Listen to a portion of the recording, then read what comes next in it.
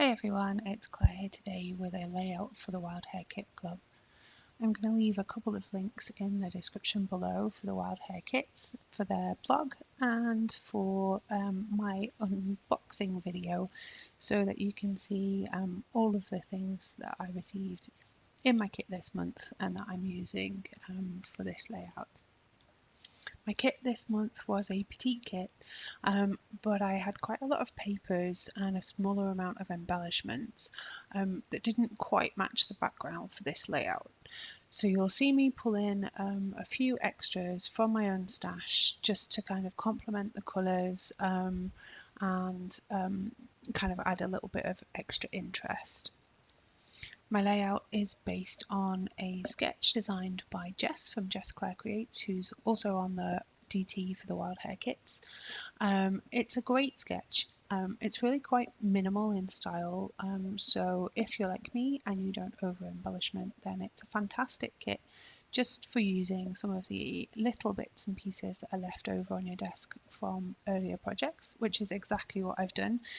You'll see that I don't even really do much cutting at all from larger pieces of papers. I'm simply using scraps that I had left over from other projects. However, if you do want to add a little bit more layering, then the sketch would probably work really well for you too. It's quite simple. As I say, there's a photo area at the top with some embellishment at the bottom, and you'll see that for the main part, I've kind of stuck very closely to the sketch itself. The only thing that I really kind of play around in with while I'm doing this particular layout is the positioning of the title. You'll see me move it around quite a lot. I do quite a lot of faffing before I stick anything down permanently.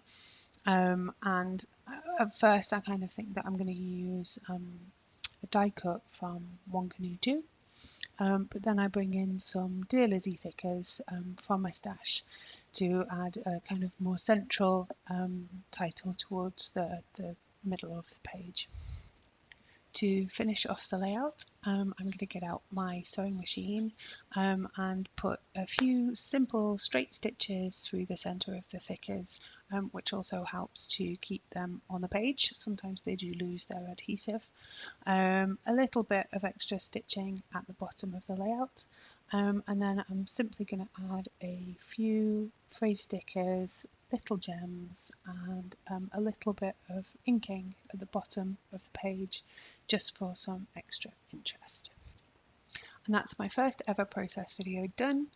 Thanks very much for watching, and I hope I'll see you again next time.